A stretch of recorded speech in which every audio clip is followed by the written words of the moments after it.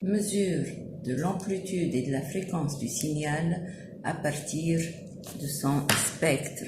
Le spectre d'un signal est la courbe d'amplitude en fonction de la fréquence. Appuyez sur Mat.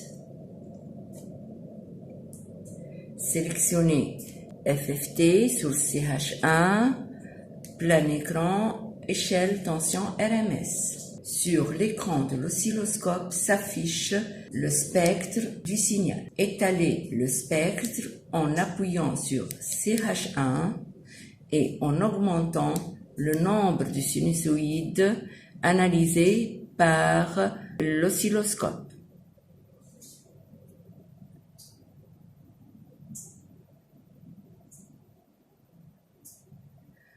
Nous allons mesurer les amplitudes et les fréquences de chaque pic en utilisant la méthode curseur.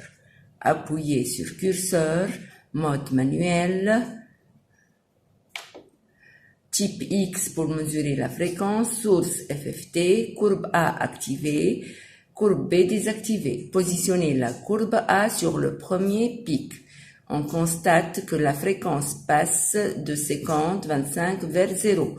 Le premier pic correspond à une fréquence nulle, donc correspond à la composante continue. Désactivez la droite A, activez la droite B et positionnez la droite B sur le deuxième pic du signal.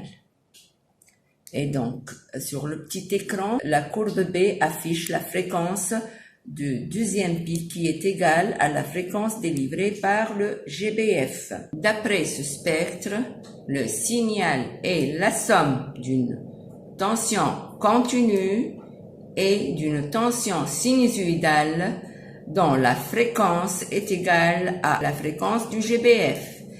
Ce pic est appelé pic fondamental. Passez en mode Y et mesurez les amplitudes du premier pic et du deuxième pic en agissant sur les droites A et B.